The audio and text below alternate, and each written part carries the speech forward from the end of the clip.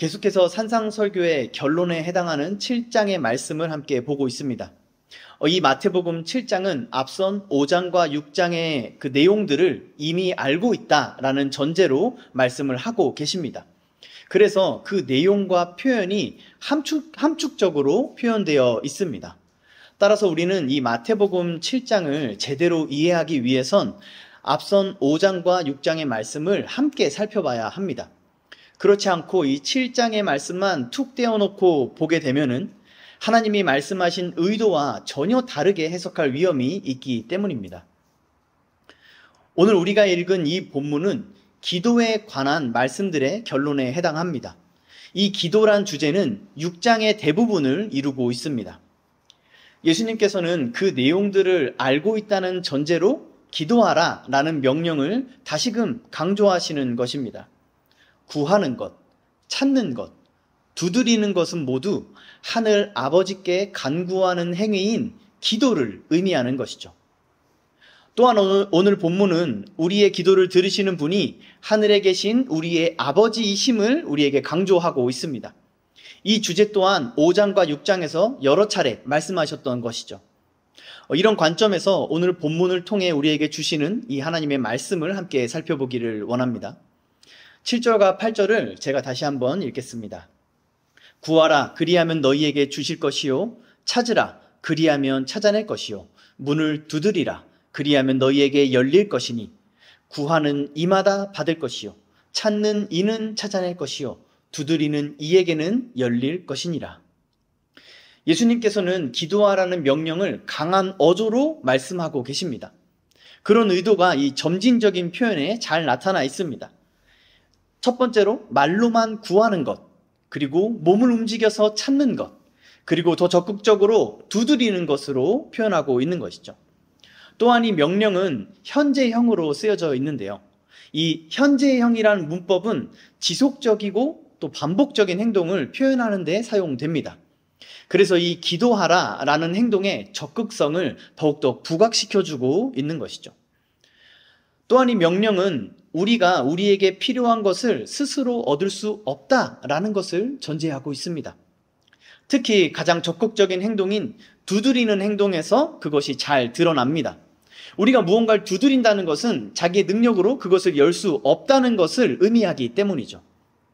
누군가가 그것을 열어주어야만 한다는 것입니다. 이것이 기도를 하는 우리의 상태, 우리의 태도임을 이 말씀을 통해 보여주고 있습니다. 이처럼 기도란 자신의 무능함을 인정하면서 적극적으로 구하는 행위입니다. 이는 산상설교를 시작하면서 설명하신 복 있는 사람의 모습을 떠올리게 합니다. 심령이 가난하고 애통하고 의에 줄이고 목말라 하는 바로 그 사람 말이죠. 그렇게 자기 부인과 하나님께 소망을 두는 신앙에서 참된 기도가 나오는 것입니다. 그러므로 기도는 더 나은 의의를 따라서 살아가는 실천의 한 모습이라고 할 수 있습니다. 산상설교에서 설명하는 천국 백성, 하나님의 자녀, 그리스도의 제자는 기도하는 사람입니다. 그것도 아주 적극적으로 그리고 반복적으로 기도하는 사람인 것이죠. 주님의 이 구하라라는 명령은 먼저 그의 나라와 의를 구하라고 하신 6장 33절의 명령을 반영하고 있습니다. 이 말씀은 우리에게 가장 가치 있는 것을 하늘에 두고 하나님께 속한 것을 나의 보화요 진주로 여기라고 가르쳐 주셨습니다. 그러지 않고 이 땅에 있는 것에 가치를 두고 이 땅에 속한 것을 구하는 그 마음은 불신자들의 마음이요 염려가 가득한 마음이라고 말씀하셨죠. 그래서 기도는 그 기도를 들으시는 하나님을 믿는 믿음을 전제합니다. 하나님을 신뢰하는 자만이 하나님께 자신의 필요를 구할 수 있는 법입니다. 하나님을 신뢰한다는 것은 하나님이 어떤 분이신지를 알아야 가능합니다. 산상설교에서 주님은 반복적으로 이 하나님께서 우리의 아버지가 되신다고 가르쳐 주십니다.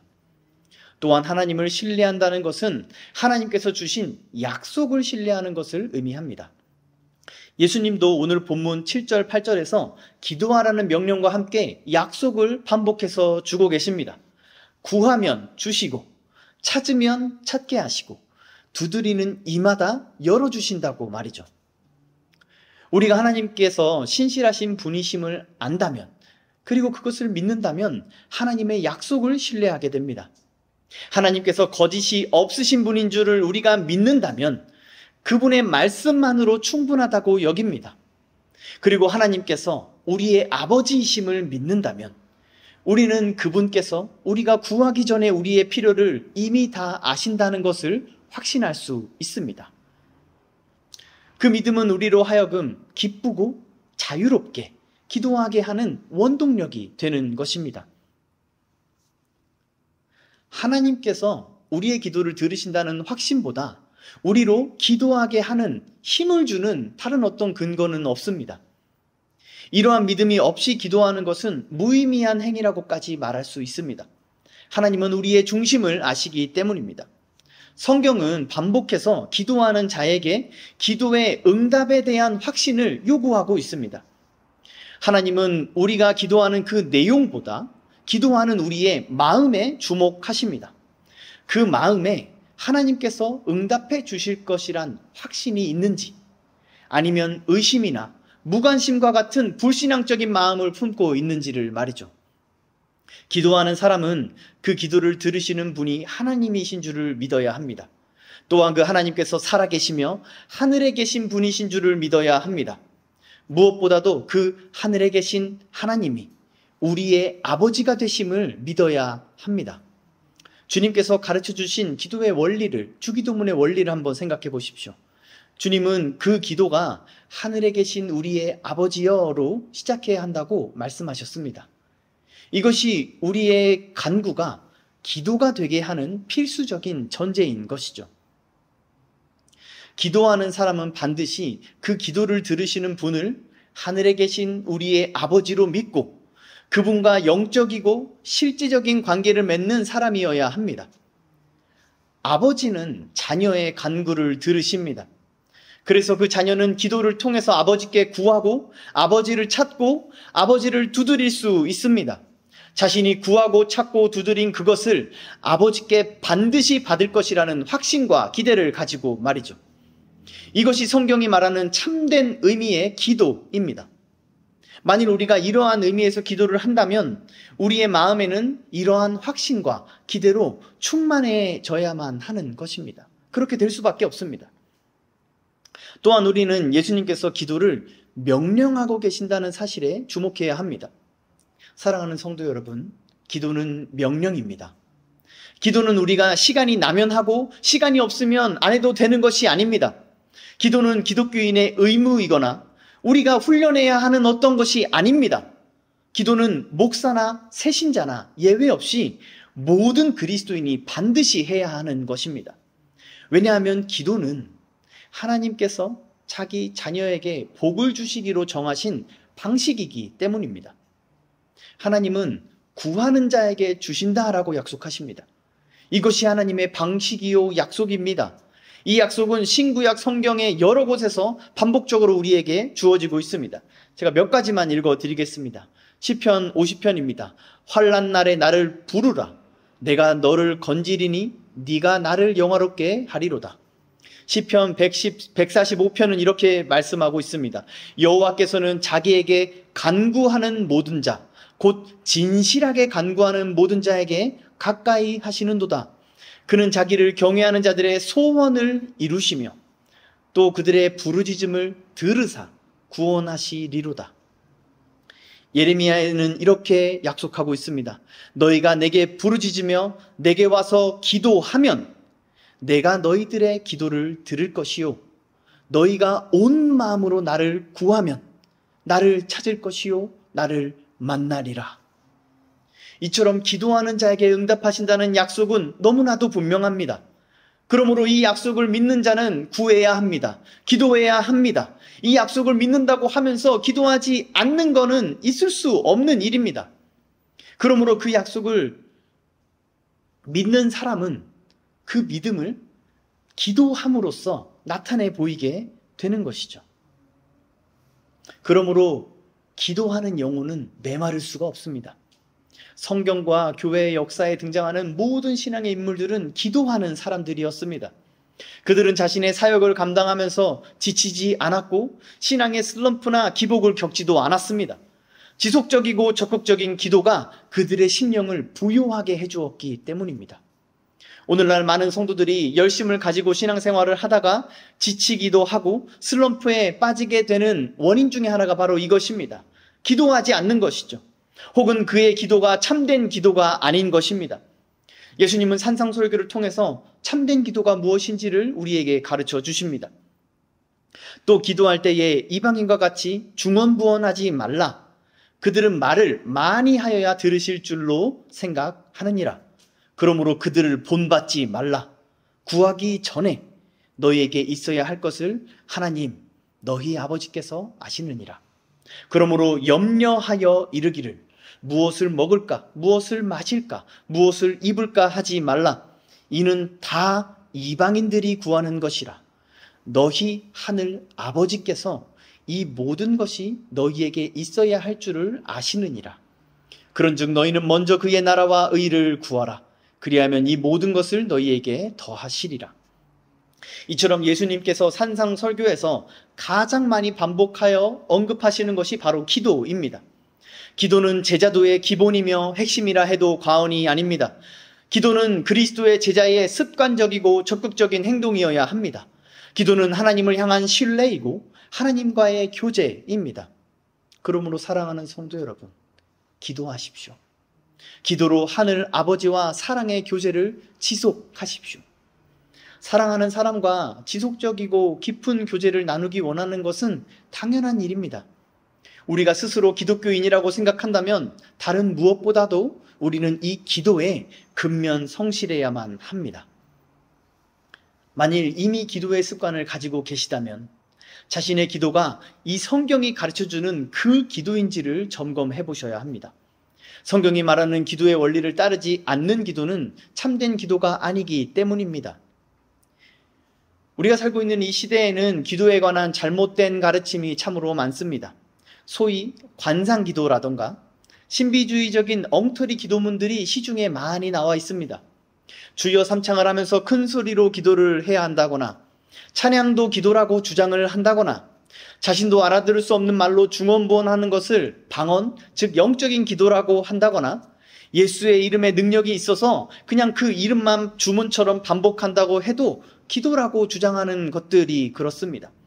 이러한 주장들은요, 우리의 기도를 더욱 강화시켜주는 것처럼 보입니다. 그러나 실상은 참된 기도에서 멀어지게 만드는 거짓 가르침입니다. 우리의 기도를 들으시는 하나님께서 친히 우리에게 기도의 원리를 가르쳐 주셨습니다. 우리는 그 외에 다른 어떠한 원리도 필요 없습니다. 그 원리를 따르지 않는 것은 참된 기도가 아닙니다. 금식 기도, 새벽 기도, 작정 기도 같은 것들에 아무런 영적 효력이 없습니다. 그런 기도가 일반적으로 드리는 기도보다 뭔가 더 특별한 효력이 있다고 여기는 것은 기독교 신앙이 아니라 무속 신앙인 것입니다. 그러므로 우리는 이 거짓된 가르침을 버려야 합니다. 우리를 미혹하는 이 거짓 사상들을 우리는 거부해야만 합니다. 우리는 주님께서 가르쳐 주신 이 기도의 원리를 따르는 것만으로도 충분합니다. 그러면 우리의 기도가 비록 유창하지 않더라도, 능숙하지 않더라도 그 기도는 참된 기도요, 하늘 아버지께서 응답하시는 기도가 되기 때문입니다. 9절에서 11절을 제가 읽겠습니다. 너희 중에 누가 아들이 떡을 달라 하는데 돌을 주며 생선을 달라 하는데 뱀을 줄 사람이 있겠느냐? 너희가 악한 자라도 좋은 것으로 자식에게 줄 알거든.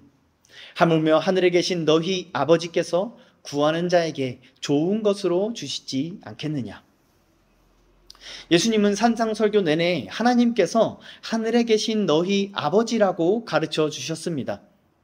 그리고 여기서 그분이 어떠한 분이신지에 대해서 또 말씀하십니다. 예수님이 특별히 강조하시고자 하시는 이 하늘 아버지의 특징은 우리의 필요를 아시고 우리의 기도에 응답하시는 분이시란 점입니다. 이 점이 반복적이고 구체적으로 강조되고 있습니다. 예수님은 아버지께 무언가를 구하는 아들을 말씀하십니다. 우리는 그 아들이 구하는 것을 통해서 간접적으로 우리가 기도로 하나님께 구할 수 있는 것이 무엇인지를 알 수가 있는데요. 그것은 6장에서 주기도문을 통해서 말씀하신 것처럼 일용할 양식을 구하는 것입니다. 이것은 우리가 욕심을 따라 구하는 것이 아니라 우리의 필요를 구하는 것을 의미합니다. 따라서 이 본문을 우리의 욕심을 구하는 것에 적용할 수 없는 것이죠. 야고보서에서는 욕심을 따라 구하는 것은 응답받지 못한다고 못을 박습니다. 그런 강구는 하나님께서 기도라고 여기시지 않는다는 것이죠. 그러나 하나님께 참되게 구하는 자는 반드시 응답을 받습니다. 예수님이 하물며 라고 표현하신 것은 확실하게 반드시 주실 것이라는 확신의 표현입니다. 악한 아버지라도 자기 자식에게는 좋은 것으로 주는 것이 상식입니다.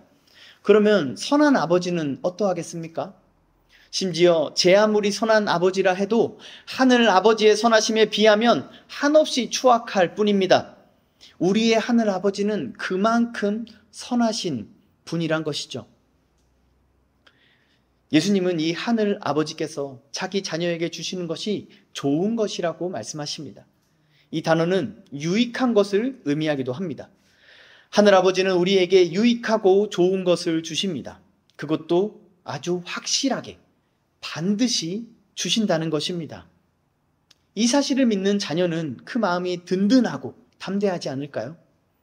우리의 필요를 다 아시고 그 필요가 가장 적당한 때를 아시고 그 필요가 가장 적당한 분량을 아시며 우리가 구하기도 전에 이미 그것을 예비해 놓으셨고 구하는 모든 자녀에게 후하게 주시기를 기뻐하시는 분이 바로 하늘에 계신 우리의 아버지이십니다. 이 사실을 주님께서 제자들에게, 오늘 우리들에게 각인시키고 싶으셨던 진리인 것이죠. 하나님께서는 우리와 인격적인 관계를 맺기를 원하십니다. 하나님은 전지전능하신 지존자이십니다. 그분은 편재하셔서 어디에나 계신 분이십니다. 그러나 그런 분께서 우리와 소통하기를 원하시고 우리를 듣기를 원하십니다. 우리와 함께하기를 원하시고 우리와 동행하기를 원하십니다. 이것이 우리를 향한 하나님의 사랑입니다. 이처럼 우리와 인격적으로 관계하시는 하나님으로 인해서 우리는 생명을 누리는 것이죠. 이 하나님의 사랑은 심지어 우리가 하나님께 범죄하였을 때도 변함이 없습니다. 자녀가 무슨 잘못을 저질러도 부모는 자식 편입니다. 설령 그 부모가 악해서 자기 자녀를 버린다 할지라도 하나님은 우리를 버리지 않으십니다. 이사야서 49장에서 주님은 이렇게 약속하십니다. 하늘이여 노래하라. 땅이여 기뻐하라. 산들이여 즐거이 노래하라. 여호와께서 그의 백성을 위로하셨은즉 그의 고난당하는 자를 긍휼히 여기실 것입니다. 오직 시온이 이르기를 여호와께서 나를 버리셨으며 주께서 나를 잊으셨다 하였거니와 여인이 어찌 그 젖먹는 자식을 잊겠으며 자기 태에서 난 아들을 긍휼히 여기지 않겠느냐. 그들은 혹시 잊을지라도 나는 너를 잊지 아니할 것이라. 내가 너를 내 손바닥에 새겼고 너의 성벽이 항상 내 앞에 있나니 내 자녀들은 빨리 걸으며 너를 헐며 너를 항폐하게 하던 자들은 너를 떠나가리라. 수많은 시편의 기도를 남긴 다윗도 내 부모는 나를 버렸으나 여호와는 나를 영접하시리이다 라고 고백합니다.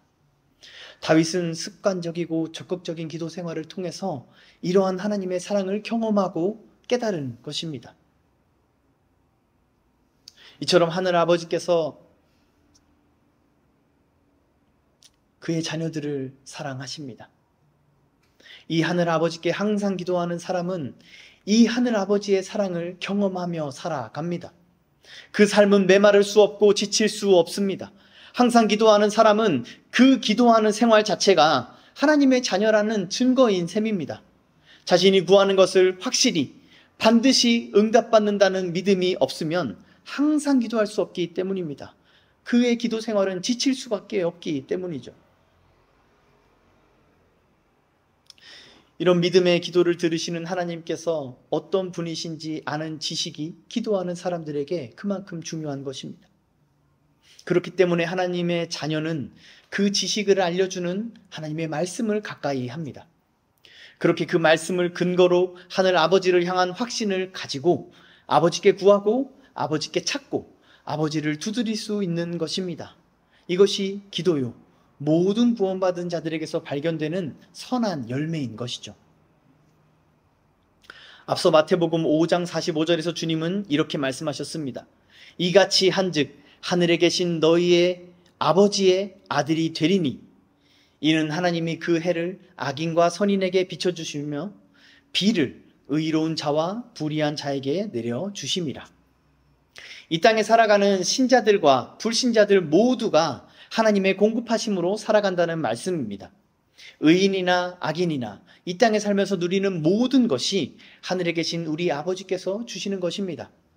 또한 우리는 하나님께서 자기 자녀에게는 더욱 특별히 유익한 것, 좋은 것을 주신다는 약속을 받습니다. 우리가 보기에는 불신자들이 더 잘 사는 것 같아 보여도, 불신자들이 더 유익하고 좋은 것을 받는 것처럼 보여도 그것은 미련하고 이기적이고 한계가 있는 우리의 관점일 뿐입니다. 선하신 아버지, 하늘에 계신 우리의 아버지께서는 우리에게 무엇이 유익한지, 무엇이 좋은 것인지를 잘 아십니다. 그러므로 하늘에 계신 아버지의 자녀가 된 사람들은 그러한 아버지를 신뢰합니다.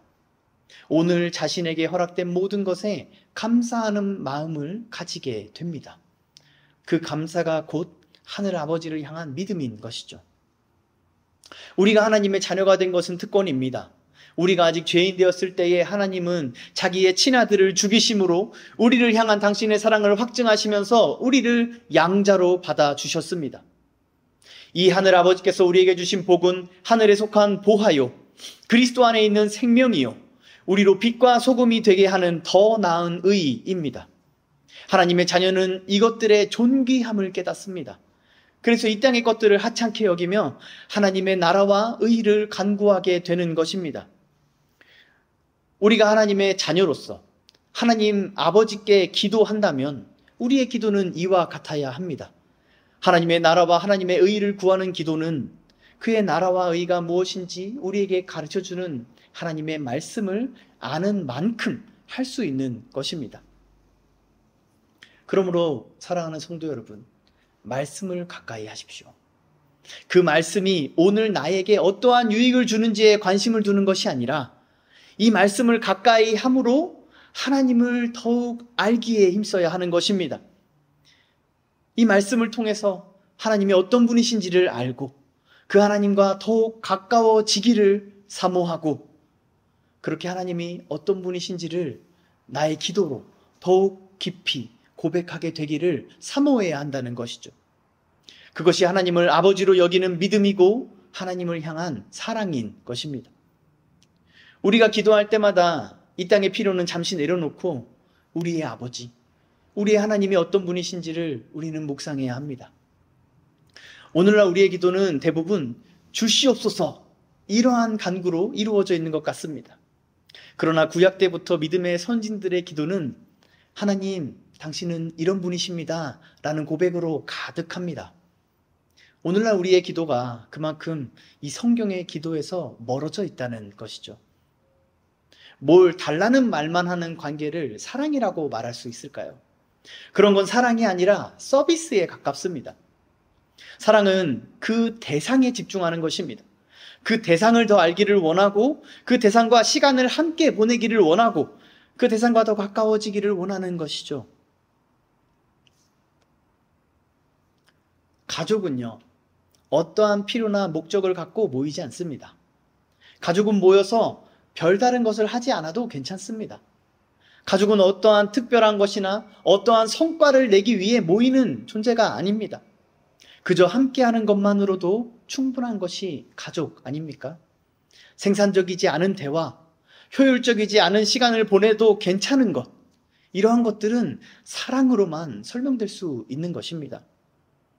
그럼 우리는 기도할 때 우리의 필요를 잠시 내려놓고 우리의 아버지, 우리의 하나님이 어떤 분이신지를 묵상해야 합니다. 그러기 위해서 우리는 말씀을 가까이 해야 합니다. 말씀이 하나님에 대해서 가르쳐 주시는 것들에 우리는 겸손히 귀를 기울여야 합니다. 이러한 실천이 우리의 기도를 참되게 만들어 줄 것입니다. 물론 주시옵소서라는 간구를 하지 말라는 것은 아닙니다. 오늘 본문에서도 예수님은 구하라 라고 명령하시기 때문이죠. 그러므로 우리의 필요를 구하는 것은 하나님께서 인정하시는 기도의 원리 중 하나입니다. 그러나 우리는 우리가 필요한 것과 우리가 욕망하는 것을 구분할 줄 알아야 합니다. 하나님은 우리의 기도에 응답하신다고 여러 번 약속하십니다.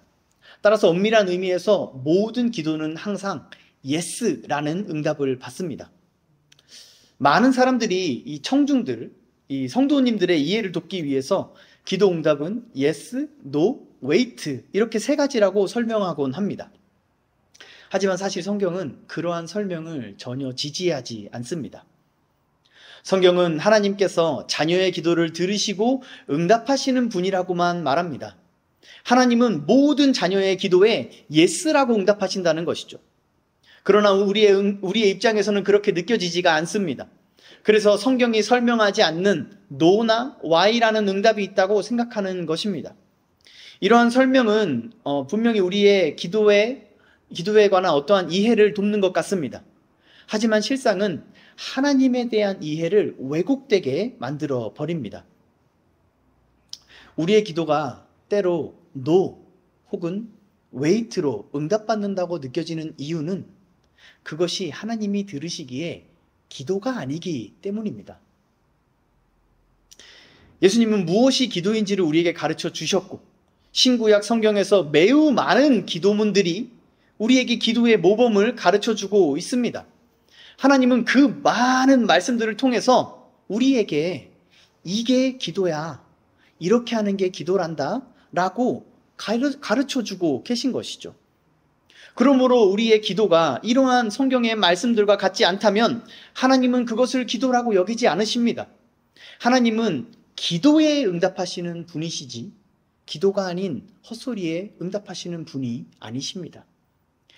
우리가 제 아무리 진심으로 기도하고 제 아무리 정성을 다해 기도했다 할지라도 그 기도가 이 말씀을 따르지 않는다면 그 기도는 참된 것이 아닌 것이죠. 이처럼 참된 기도와 그렇지 않은 것을 엄격하게 구분하는 이유는 이 기도를 들으시는 하나님께서 우상신들이나 귀신들과는 구분되시기 때문입니다. 하늘에 계신 우리의 아버지이신 이 하나님은 거룩하신 분이십니다. 그리고 우리는 우리 아버지의 거룩하심과 같이 거룩해져야 하는 그분의 자녀들이죠. 따라서 응답받는 기도의 비결이 따로 있는 것이 아닙니다. 그냥 기도를 하면 됩니다. 이 단순한 원리 하나를 지키지 못하는 우리는 자꾸 무언가를 더 하려고만 합니다. 내가 기도를 열심히 해도 응답받지 못하는 이유는 금식하지 않아서인 것 같아. 작정하지 않아서인 것 같아. 새벽 예배를 나가지 않아서인 것 같아. 라는 식으로 말이죠. 그러나 진리는 언제나 단순합니다. 하늘에 계신 하나님을 우리의 아버지로 믿는 믿음. 그 아버지께서 어떤 분이신지를 아는 지식. 그것으로 기도하는 것이 전부입니다. 특별히 오늘 본문이 우리에게 가르쳐주는 기도의 원리 중에 하나는요. 우리의 필요를 구하는 것입니다. 이것은 욕심을 내려놓는 자족하는 마음. 사도 바울이 빌립보서에서 말한 부에도 처하고 빈곤에도 처할 수 있는 일체의 비결, 그 자족하는 마음과 하나님 아버지께서 날마다 주시는 모든 것에 감사하는 마음에서만 가능한 기도입니다. 마지막으로 12절을 읽겠습니다. 그러므로 무엇이든지 남에게 대접받고자 하는 대로 너희도 남을 대접하라. 이것이 율법이요 선지자니라. 많은 신학자들은 이 12절이 독립적인 가르침이라고 생각합니다. 저 역시 그렇다고 생각합니다. 하지만 이 독립적인 가르침이 지금 이 자리에서 언급되고 있는 것은 생각해 볼 필요가 있습니다. 이 뜬금없어 보일 수 있는 이 본문의 배치까지도 성령님의 영감으로 기록된 것이기 때문이죠. 여기서 주님이 말씀하시는 것은 분명합니다. 네가 받고 싶은 대로 네가 타인에게 해줘라 라는 것이죠. 이 원리를 오늘 본문과 연결해서 이해하면 이렇습니다. 아버지께 구하는 자는 자신에게 구하는 그 사람에게 주는 사람이다 라는 것이죠. 이것은 이미 5장 42절에서 주님께서 말씀하신 것입니다. 주님은 내게 구하는 자에게 주며 내게 꾸고자 하는 자에게 거절하지 말라라고 말씀하셨죠. 뿐만 아니라 주기도문에서 가르쳐 주신 기도의 원리 중 하나이기도 합니다. 우리가 우리에게 죄 지은 자를 사하여 준 것 같이 우리의 죄를 사하여 주옵시고 라는 간구 말이죠. 또한 이 원리는 산상설교 전체의 원리와도 맞닿아 있습니다. 하나님의 자녀는 이웃을 사랑하고 원수를 사랑하는 그 사랑의 실천을 통해서 자신이 천국의 백성임을 드러내는 삶을 산다는 것이죠. 주님은 이것이 율법이요 선지자라고 말씀하십니다. 이 표현은 당시의 구약 성경 전체를 가리키는 관용적인 표현이었습니다. 이 당시의 성경은 구약이 전부였습니다. 또한 신약 성경은 이 구약 성경의 기초로 기록되었습니다. 따라서 우리는 이 표현을 신구약 성경 전체의 가르침으로 이해하는 것이 좋습니다. 오늘 우리가 본 본문은요, 7절에서 11절에서는 하나님과 우리의 관계를 말하고 있고, 이 12절에서는 이웃과 우리의 관계를 말하고 있습니다. 이 구조는요, 율법이 취하고 있는 구조입니다. 하나님께서 우리에게 율법을 처음 주실 때부터, 그 구약 때부터 하나님과의 관계와 사람들과의 관계를 함께 말씀하셨습니다. 이 두 관계는 처음부터 불가분적인 관계였던 것이죠. 그래서 사도 요한은 눈에 보이는 사람을 사랑하지 않으면서 보이지 않는 하나님을 사랑한다는 것은 있을 수 없다고 단언합니다. 그러므로 하나님을 아버지로 믿고 하나님과 사랑의 교제를 나누는 사람은 그것이 이웃을 향한 사랑으로 표현될 수밖에 없습니다. 이 둘은 불가분의 관계이죠. 하나님의 원수였던 나를 사랑하신 그 은혜를 아는 사람은 원수를 사랑하지 않을 수 없습니다. 이것은 필연적인 것입니다. 오늘날 현대교회는 하나님의 사랑을 강조합니다. 그러나 그 사랑이 매우 개인주의적입니다. 그 증거는 하나님의 사랑만큼 이웃사랑과 원수사랑을 강조하지 않는 데 있습니다. 그 결과 기독교 신앙에서는 결코 있을 수 없는 일이 현대교회에서는 받아들여지고 있습니다. 물론 그것을 좋게 여기지는 않지만 그럴 수 있다라고 여기는 것이죠. 예컨대 신앙은 좋은데 가정에 소홀한 것입니다. 신앙은 좋은데 사람들을 함부로 대하는 것입니다. 이런 말도 안 되는 것이 그럴 수도 있는 것처럼 여겨지는 이러한 현실은 이 시대의 교회가 진리에서 얼마나 멀어져 있는지를 단편적으로 보여줍니다. 성경은 그런 사람들을 위선자, 불신자라고 정죄합니다. 눈에 보이는 사람을 사랑하지 않으면서 보이지 않는 하나님을 사랑한다는 것은 있을 수 없는 일입니다. 하나님을 사랑한다면서 어떻게 하나님의 형상으로 지음받은 사람을 사랑하지 않을 수 있겠습니까? 우리는 사랑하는 사람의 사진도 함부로 대하지 않습니다. 그 사진이 그 사람 자체가 아니라는 것을 다들 알고 있죠. 그럼에도 불구하고 그 사진에 내가 사랑하는 그 사람의 형상이 담겨 있기 때문에 그 사진을 함부로 대하지 않는 것입니다. 그 종이 쪼가리에 지나지 않는 사진 한 장도 함부로 대하지 않는다면 하물며 그분의 형상을 지닌 생명, 그 사람을 어떻게 함부로 대할 수 있겠습니까? 신학자 존 칼빈은 사람을 사랑하는 것이 경건의 확증이라고 말합니다. 사람을 사랑하는 것이 우리 경건함의 확증이라는 말이죠. 하나님을 사랑한다고 하면서 사람을 함부로 대하는 것은 위선자들의 기만일 뿐입니다. 그가 아무리 교회 봉사를 열심히 하고 하나님에 관해 많이 알고 있다고 해도 성경을 탁월하게 설명한다 할지라도 그는 기독교인이 아닌 것입니다. 하나님을 사랑하는 사람은 이웃을 사랑하고 원수를 사랑합니다. 모든 사람에게서 자신이 사랑하는 그 하나님의 형상을 발견하게 되기 때문입니다. 그러니 모든 사람을 주께 대하듯 사랑하고 섬기게 되어 있는 것이죠. 이러한 사람의 심령이 온유해지고 겸손해지는 것은 당연한 일입니다. 이런 사람의 마음에 기쁨과 감사가 날마다 샘솟아서 강같이 흐르는 게 당연한 일입니다. 이런 사람이 기도하지 않는다는 것은 상상할 수도 없는 일이죠. 기도는 신앙의 표현입니다. 기도는 믿음의 선한 열매입니다. 하나님의 자녀는 하나님 아버지께 기도하는 사람입니다. 기도하는 사람은 이웃을 사랑하고 원수를 사랑합니다. 자신이 기도하는 그 내용대로 주변 사람들에게 행하기 때문입니다. 그러므로 그의 기도에 진실됨이 드러납니다. 그는 마음에 없는 말, 중언부언하는 말로 기도하지 않습니다. 그는 한마디, 한 문장을 진심으로 하나님 앞에 진실되게 기도합니다. 그래서 그 진심이 그의 행동으로 일관되게 나타나는 것이죠. 이것이 주님께서 우리에게 가르쳐 주시는 제자도입니다. 하나님은 우리의 중심을 아십니다. 하나님은 우리가 얼마나 유창한 언어로 기도하는지에 관심이 없습니다.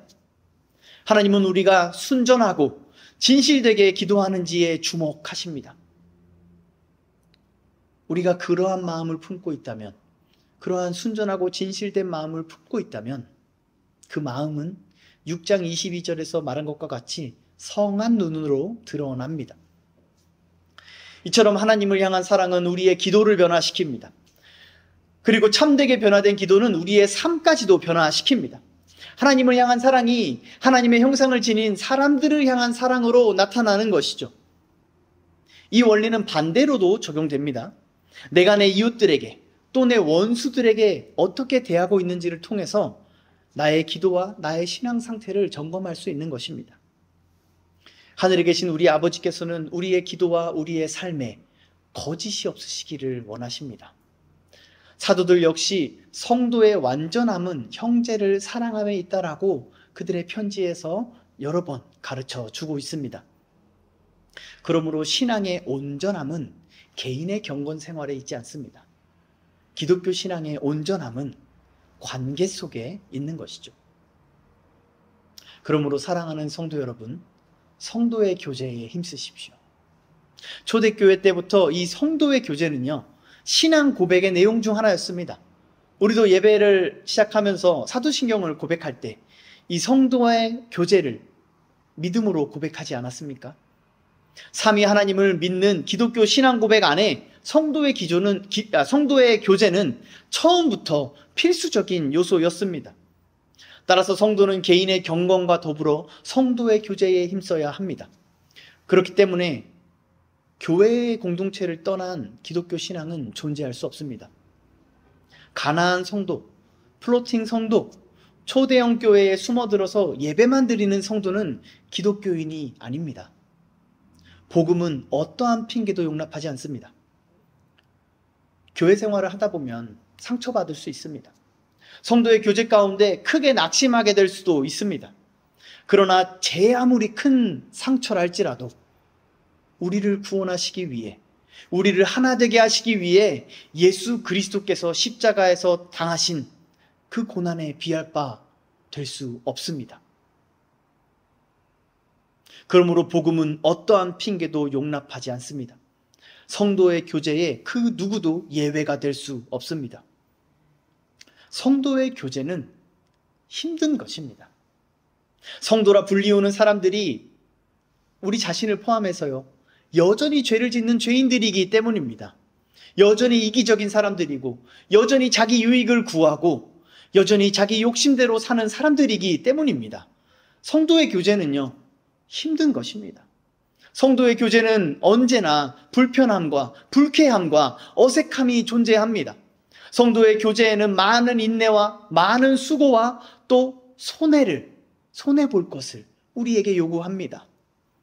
그러나 오히려 그렇기 때문에 이 성도의 교제는 산상설교에서 가르쳐주고 계신 제자도를 실천하기에 가장 좋은 환경입니다. 그런 점에서 성도의 교제는 성도를 더욱 성도답게 만들어주는 은혜인 것이죠. 이 사실을 믿으시기를 축원합니다. 하나님은 우리 각 사람을 구원하셔서 한 몸이 되게 하셨습니다. 개인의 기도와 묵상, 개인의 경건은 결코 내 주변에 있는, 내 옆에 있는 이 성도들과 무관하지 않습니다. 만일 우리가 주님이 가르쳐 주신 기도의 원리를 따라서 완벽하게 기도를 한다 할지라도 이웃을 사랑하지 않고 원수를 사랑하지 않는다면 아무 소용이 없는 것입니다. 그러므로 사랑하는 성도 여러분, 성령을 의지하여 이웃을 사랑하고 원수를 사랑하기에 힘쓰십시오.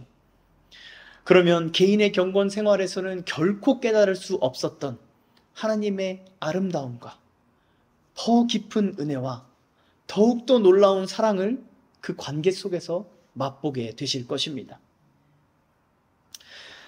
주님은 우리에게 기도를 명령하시고 이웃 사랑을 명령하십니다. 이 둘은 하늘에 계신 하나님을 우리의 아버지로 믿는 믿음을 가진 사람이라면 누구나 그의 삶에서 반드시 맺게 되는 삶의 열매입니다. 우리에게 이것을 가르치신 그리스도께서 친히 이러한 삶을 우리에게 본으로 보여주셨습니다. 예수님은 기도를 습관적으로 하시는 분이셨습니다. 심지어 그분은 십자가 위에서도 자기의 사람들과 자기를 십자가에 못 박고 조롱하고 있는 원수들을 위해서도 기도하셨습니다. 예수님은 이 땅에서 사랑하며 사신 분이십니다. 주님은 그 어떠한 죄인이라도 존중하셨고 그들의 친구가 되어주셨습니다. 자기 제자들을 사랑하신 것은 물론이고 자기 욕심으로 인해 예수를 따르지 않고 떠나갔던 부자 청년을 긍휼히 여기셨습니다.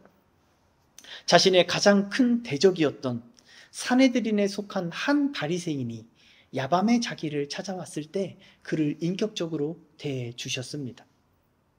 그리고 주님은 몇 시간 뒤에 자신을 버리고 도망갈 그 제자들의 발을 사랑으로 닦아주셨죠. 예수님은 하나님의 나라와 의를 언제나 가장 먼저 구하시면서 이 땅에서 만나는 모든 사람들에게 그 의를 전하셨습니다. 그렇게 하심으로써 우리를 향한 아버지의 사랑을 확증하셨습니다. 우리는 이 예수를 믿고 따르는 자들 아닙니까? 우리는 이 예수를 사랑하는 사람들 아닙니까? 그러한 우리의 삶이 어떠해야겠습니까?